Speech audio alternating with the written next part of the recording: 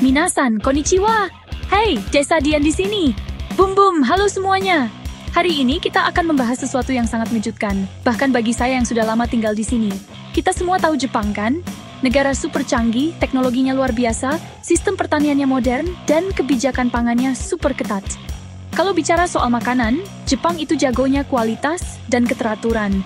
Dari sushi sampai ramen, semuanya terasa sempurna dan terjamin. Tapi siapa sangka, di balik semua itu, ada sebuah masalah besar yang sedang terjadi. Belakangan ini, Jepang sedang menghadapi krisis beras. Ya, kalian tidak salah dengar, krisis beras. Ini bukan sekadar cerita loh, tapi kenyataan yang bikin pusing banyak orang di sini. Masalahnya bukan cuma soal stok beras yang menipis, tapi juga harganya yang tiba-tiba meroket dan distribusinya yang mulai kacau. Rak-rak beras di supermarket yang biasanya penuh sesak, sekarang kadang terlihat kosong. Ini benar-benar aneh dan tidak terbayangkan bisa terjadi di negara yang sangat terorganisir seperti Jepang. Pertanyaan besarnya adalah, kenapa? Kenapa negara yang nasi adalah makanan pokok utamanya, negara yang budayanya sangat lekat dengan beras, bisa mengalami krisis seperti ini? Apa yang sebenarnya terjadi di balik layar? Apakah ini pertanda masalah yang lebih besar? Nah, di video kali ini, kita akan kupas tuntas semua penyebabnya, satu persatu, dengan gaya investigasi Desa Dian. Jadi, pastikan kalian tonton sampai habis ya. Ayo kita mulai. Oke, faktor pertama dan mungkin yang paling mendasar adalah soal sumber daya manusianya. Siapa yang menanam beras? Tentu saja para petani. Tapi, di Jepang, jumlah petani ini semakin hari semakin berkurang. Dan ini bukan masalah sepele. Coba bayangkan, rata-rata usia petani di Jepang saat ini sudah di atas 65 tahun. Mereka adalah generasi kakek nenek yang sudah puluhan tahun mendedikasikan hidupnya untuk sawah. Mereka adalah pahlawan pangan kita, tapi mereka tidak bisa selamanya bekerja di ladang. Masalahnya menjadi semakin besar karena tidak ada yang mau menggantikan mereka. Generasi muda di Jepang, anak-anak para petani ini, lebih memilih untuk pindah ke kota besar seperti Tokyo atau Osaka. Mereka lebih tertarik bekerja di kantor, di bidang teknologi atau industri kreatif. Menjadi petani dianggap pekerjaan yang berat, kotor, dan tidak menghasilkan banyak uang. Akibatnya, ketika para petani senior ini pensiun atau meninggal dunia, sawah-sawah mereka jadi terbengkalai. Tidak ada generasi penerus yang mau melanjutkan warisan pertanian ini. Selanjutnya, kita bicara soal lahannya. Kalau petaninya sudah berkurang, bagaimana dengan sawahnya? Ternyata, nasibnya tidak lebih baik. Banyak sekali lahan pertanian produktif, terutama yang berada di dekat perkotaan, yang dialihfungsikan. Istilah kerennya, konversi lahan. Sawah-sawah yang dulunya hijau dan subur, sekarang pelan-pelan berubah menjadi hamparan beton dan aspal. Kenapa bisa begitu? Karena permintaan untuk perumahan dan area komersial terus meningkat. Membangun apartemen, pusat perbelanjaan, atau pabrik dianggap lebih menguntungkan secara ekonomi daripada menanam padi. Pemerintah daerah dan pengembang properti melihat ini sebagai peluang emas. Akibatnya, luas lahan tanam padi di seluruh Jepang menyusut secara drastis dari tahun ke tahun. Setiap meter persegi sawah yang hilang berarti potensi produksi beras juga ikut hilang. Ini seperti bom waktu, di mana kita terus mengurangi kapasitas produksi pangan kita sendiri demi pembangunan jangka pendek. Sangat ironis, bukan? Oke, meskipun masih ada petani dan lahan, ada satu musuh besar yang tidak bisa dikendalikan oleh manusia, yaitu perubahan iklim. Beberapa tahun terakhir, cuaca di Jepang benar-benar ekstrem dan tidak bisa diprediksi.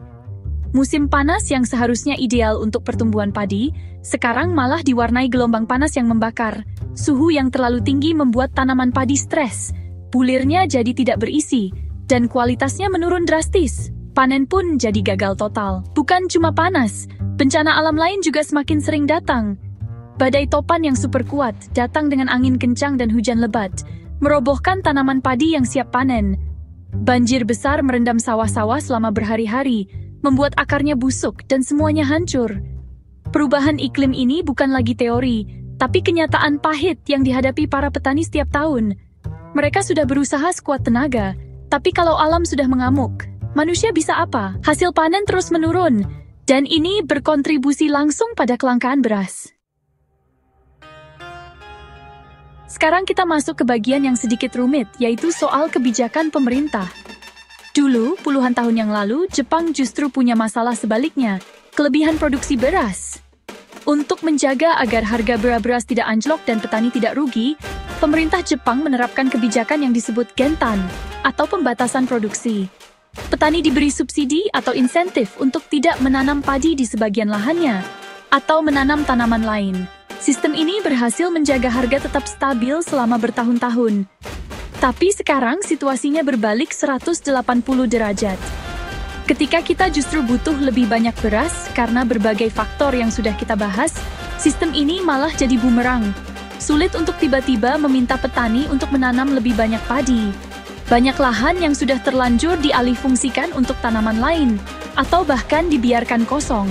Mengubah kembali kebijakan yang sudah berjalan puluhan tahun ini, butuh waktu dan proses yang tidak sebentar.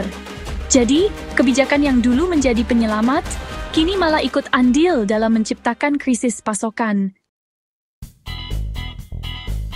Di tengah semua masalah produksi yang menurun, ada satu hal aneh yang terjadi di sisi permintaan. Permintaan beras di dalam negeri justru meningkat. Loh, kok bisa?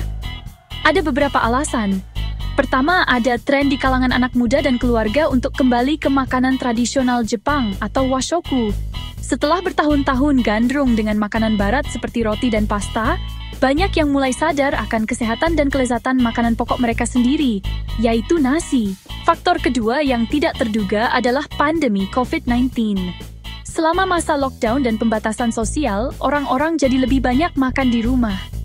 Apa makanan paling mudah dan utama untuk dimasak di rumah bagi orang Jepang? Tentu saja nasi.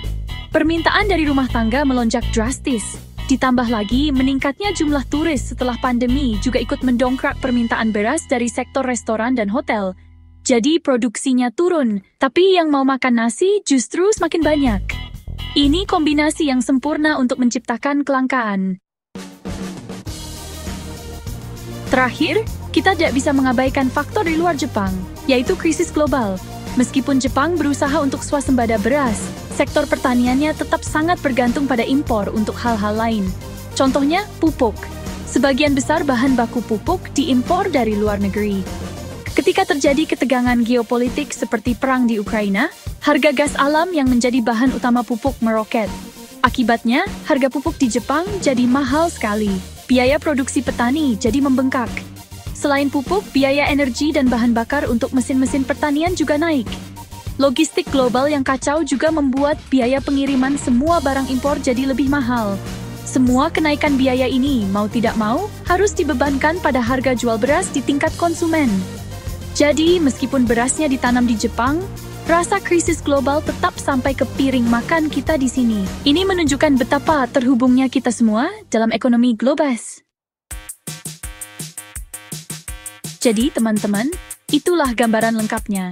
Krisis beras yang terjadi di Jepang saat ini bukanlah masalah tunggal yang simpel. Ini adalah sebuah badai sempurna, hasil dari kombinasi berbagai faktor yang rumit, baik dari dalam negeri maupun dari luar.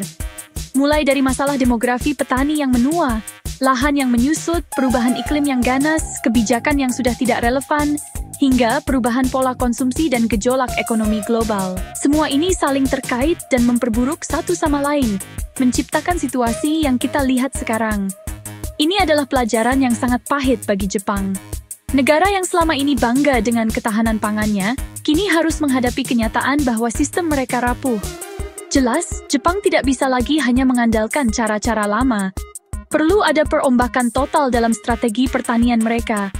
Mereka harus mencari cara untuk menarik generasi muda menjadi petani, melindungi lahan pertanian yang tersisa, beradaptasi dengan teknologi pertanian yang tahan iklim, dan merevisi kebijakan pangan agar lebih fleksibel menghadapi tantangan masa depan. Krisis ini menjadi pengingat bagi kita semua, dimanapun kita berada, bahwa pangan adalah isu yang sangat fundamental dan tidak boleh dianggap remeh.